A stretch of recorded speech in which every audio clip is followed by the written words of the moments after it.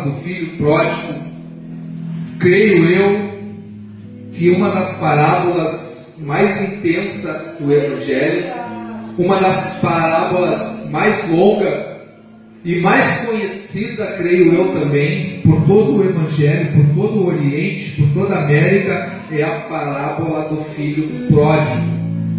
A parábola rica em detalhes, uma parábola que talvez o título não se enquadre muito com o contexto, onde digo eu com propriedade que o título não é Jesus falando, onde digo eu com propriedade, sem medo de errar, que o título ele foi feito por copistas, escritores, não autores, tipo Moisés, apóstolo Paulo, não, as pessoas que copiaram, que colocaram este título.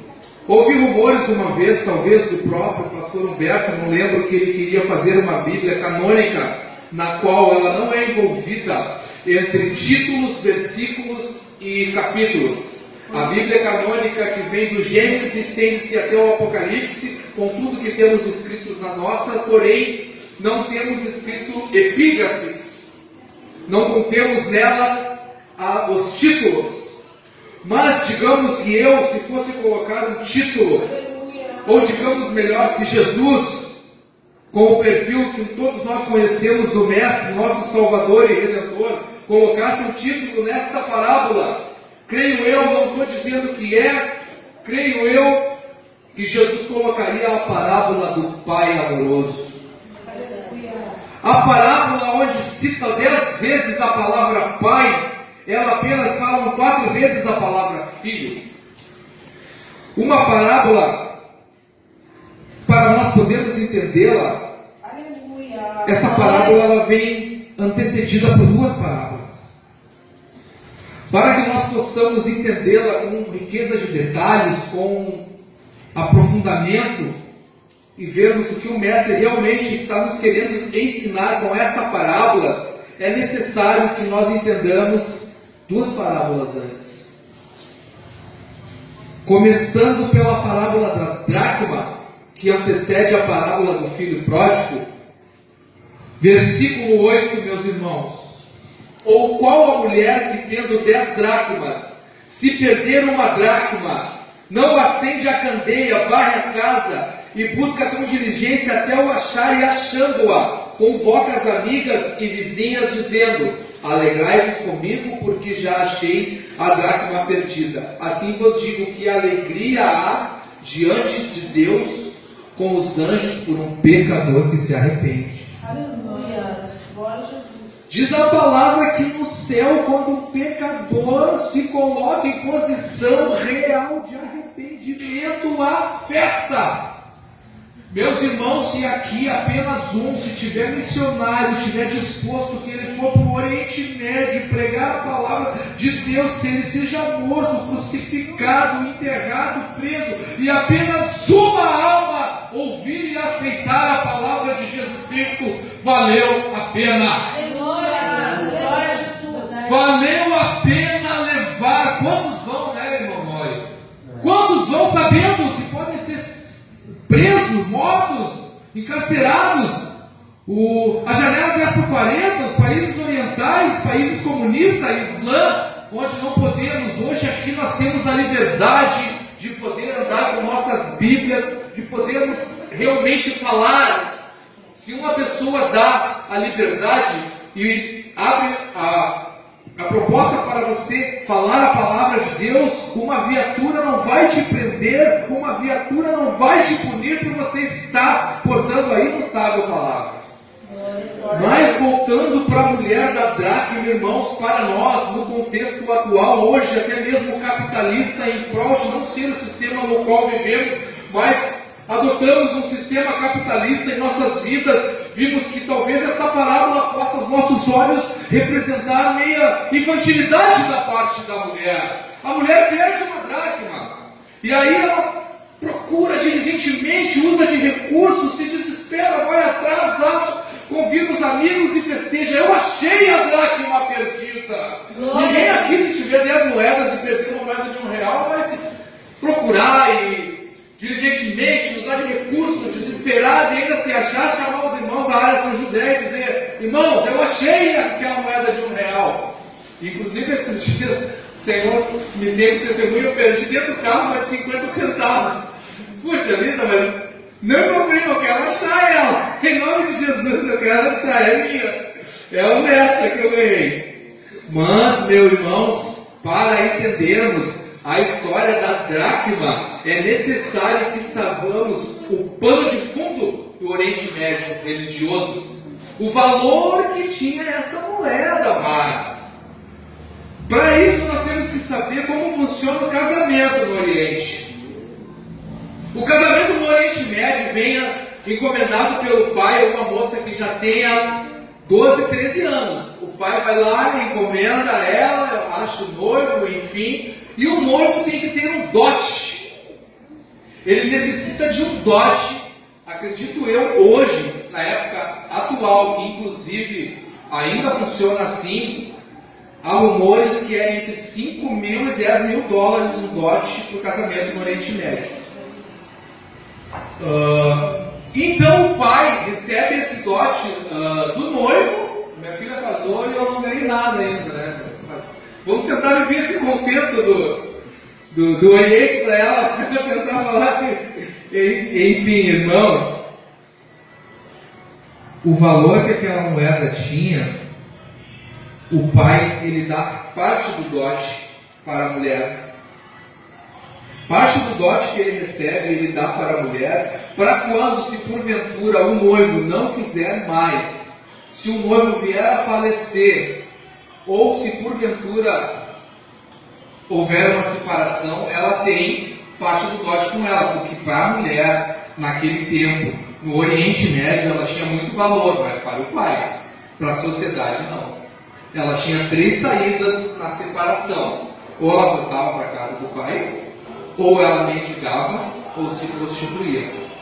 Essas eram as 3 saídas para a mulher. Então vocês imaginam, e cada moeda nesse dote era um valor de um denário. Denário que valia a um salário, a um dia de trabalho. Cada moeda era um dia de trabalho. Então, sendo ideia, como se tivessem, vou usar o exemplo dos Estados Unidos, que está mais perto, né, gente? Porque aqui ninguém trabalha com R$100, então vamos usar uma pessoa ilegal, fora de status. A diferença entre o ilegal ele entra por trás das câmeras, né? Entra nos Estados Unidos, lá ele está.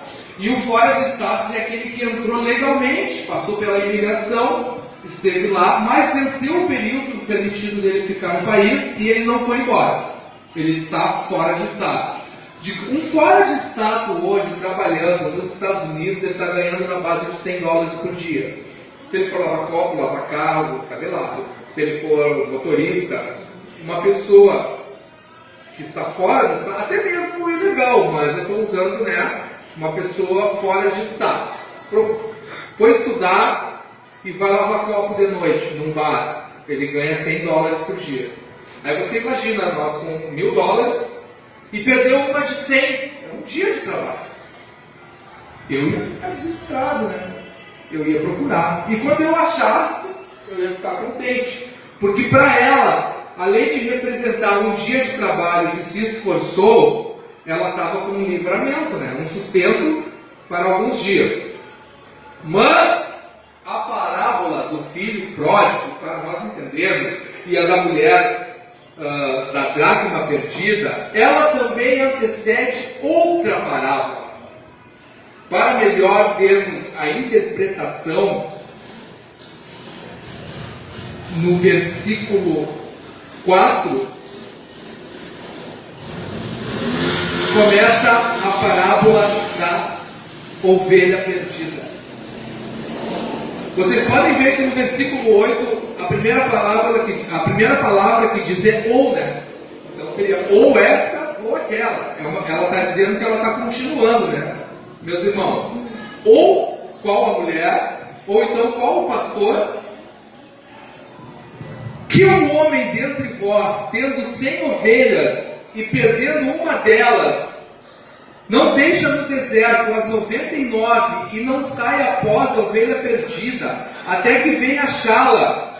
E achando-a, não a põe em seus ombros, cheio de júbilo. Chegando à sua casa, convoca os amigos e vizinhos, dizendo-lhes: alegrai-vos comigo, porque já achei a minha ovelha perdida.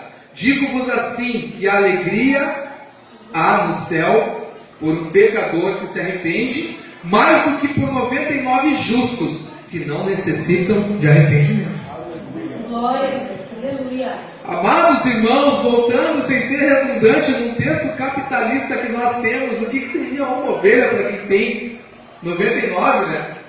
Pai, eu perdi uma ovelhinha ali, deixa ali, eu já tenho 99, eu não vou fazer nada, irmão pai, é uma só. Mas era este homem, o pastor, este homem, para ele, é necessário que nós entendamos também o contexto, para nós sabermos quem é este pastor. Ele não é o dono do rebanho. Este pastor que cuidava das ovelhas era igual a Davi. Tirando o irmão Wagner, a irmã Miriam, o irmão Claudio, as irmãs ali, eu dou uma Coca-Cola para quem responder de quem era o rebanho de Davi. Irmão Wesley? Irmão Alisson? De quem? Misericórdia, vou ter que pagar uma Coca-Cola para bonito. Parabéns, irmão Alisson.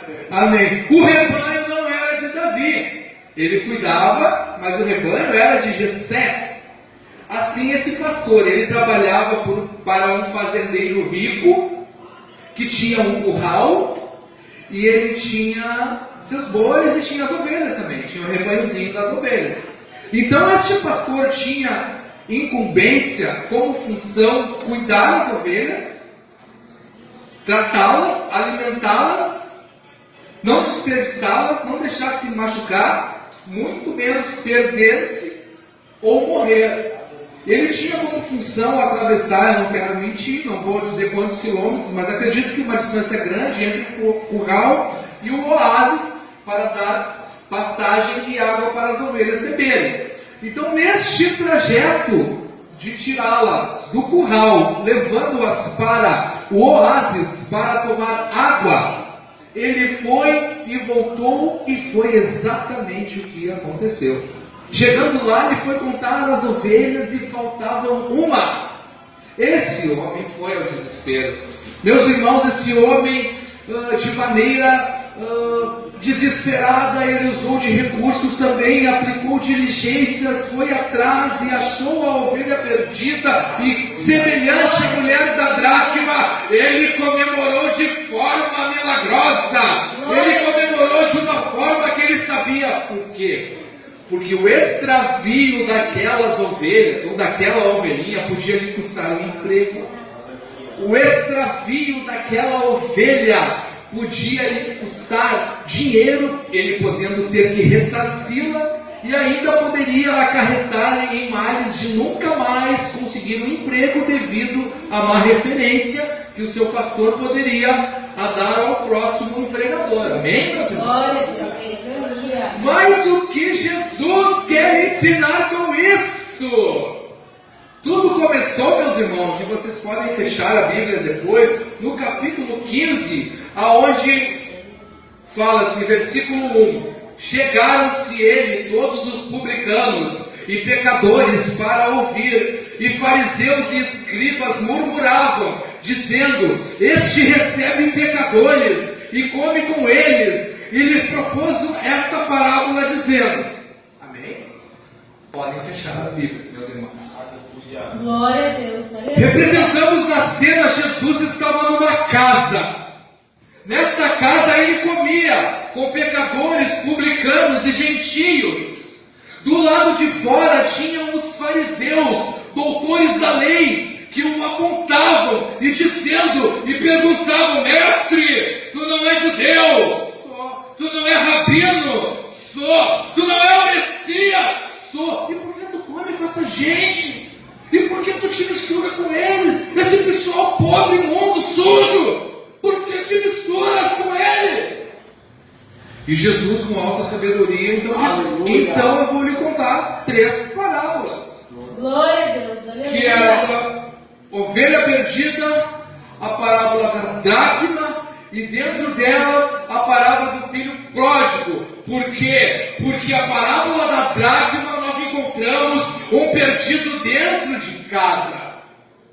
Glória a Deus. Dentro do contexto religioso, tinha um perdido dentro da igreja.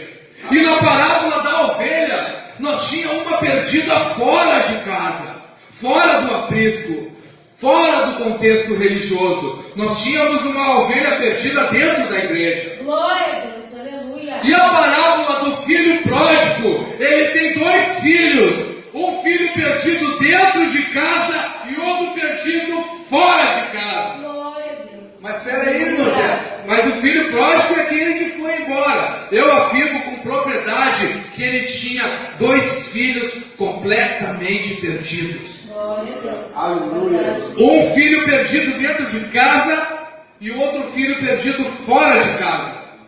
Porque o filho pródigo, o autor da rebelião, que chegou ao pai e disse: aqui nós temos uma figura patriarcal, o pai, rico, por sinal, fazendeiro, dono de uma fazenda, aonde o filho mais moço chega e o intima, e o coloca contra a parede, e o diz: pai, eu quero parte da minha herança, eu quero ir embora, me dá o que é meu, e vou sair. E o pai, por sua vez, não teve pulso, digo com propriedade, o pai não se posicionou, e chamou o irmão, e a parábola diz que o pai pegou e repartiu-lhes os haveres, repartiu-lhes, quer dizer, que ele deu um pouco para o filho pródigo, que estava saindo, e deu outra metade para o filho mais velho, que era o primogênito, que tinha primogenitura, que deveria dizer: pai, isso não está certo, eu não estou conivente com isso, pai, isso não está agindo conforme a palavra, não é assim, pai, que Moisés ensinou, paizinho, eu não quero participar disso.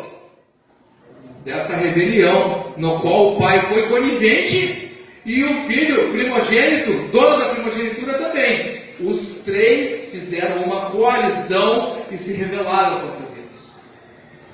Porque o pai, uma vez que o filho o pressiona e pede parte da herança, pede o testamento, ele está dizendo automaticamente para todo mundo: eu quero que tu morra.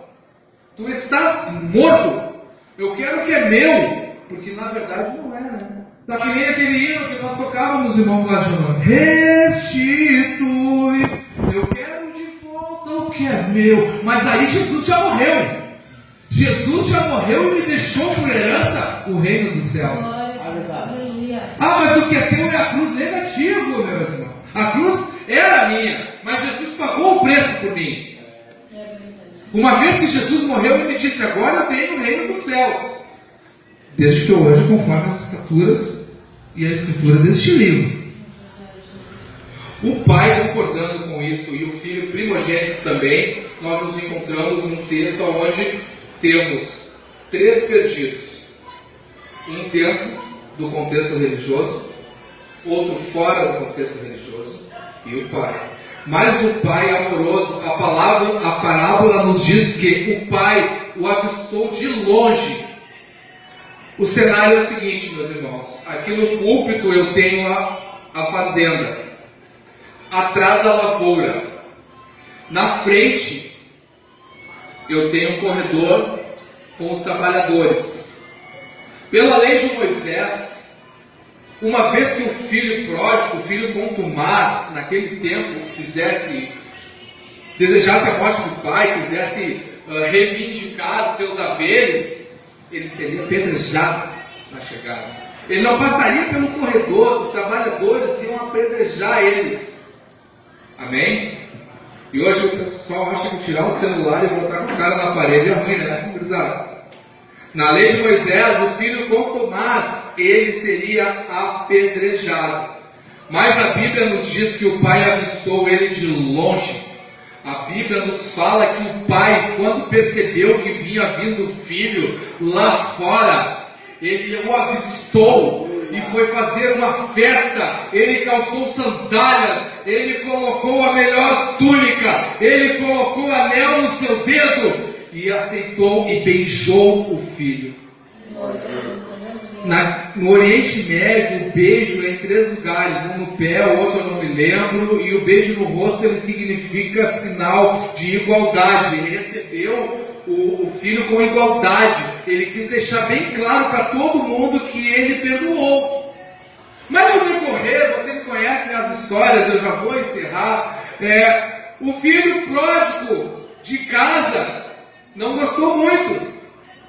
O filho mais velho vinha voltando da lavoura. Ao voltar, ele viu aquela música, aquela coisa, aquela festa na fazenda dele e perguntou para o mordomo, chamou, vem cá, o que está acontecendo? Porque o teu irmão estava perdido e se achou. O seu irmão se arrependeu e voltou com saúde. E o teu pai o recebeu. E está dando a maior festa para ele.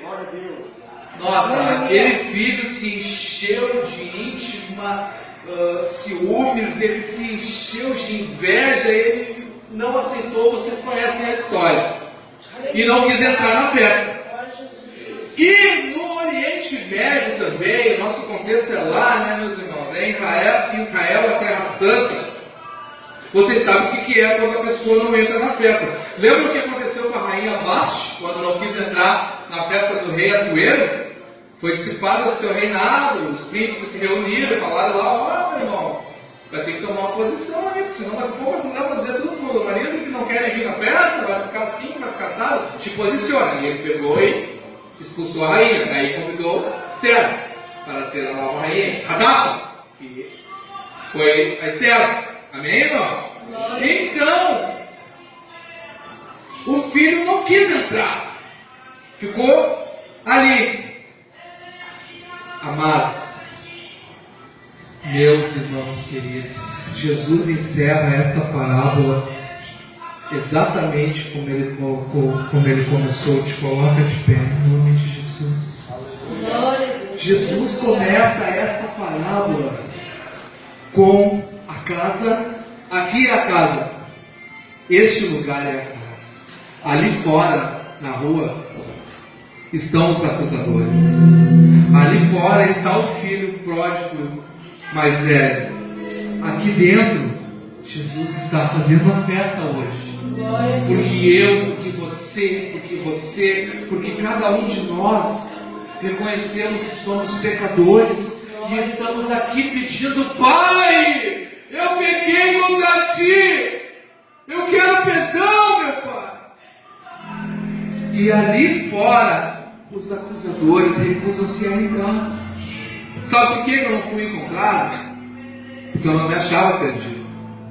O filho mais velho não se achava perdido, por isso ele não se encontrava. Mas hoje Jesus está aqui, a festa está ocorrendo, o filho pródigo está aqui dentro, o acusador está ali fora dizendo que vai te apedrejar, mas Jesus já te avistou lá de cima. Jesus já te viu. Jesus está te esperando para colocar o anel no teu dedo. Jesus quer te colocar a melhor túnica. Jesus quer matar para você um novilho cevado. É nesta noite, meus irmãos. Eu vou pedir para o irmão Wagner orar. Eu entrego essas palavras em nome de Jesus. Agradeço a vocês, meu Deus. Agradeço a Deus em nome de Jesus Cristo. Amém.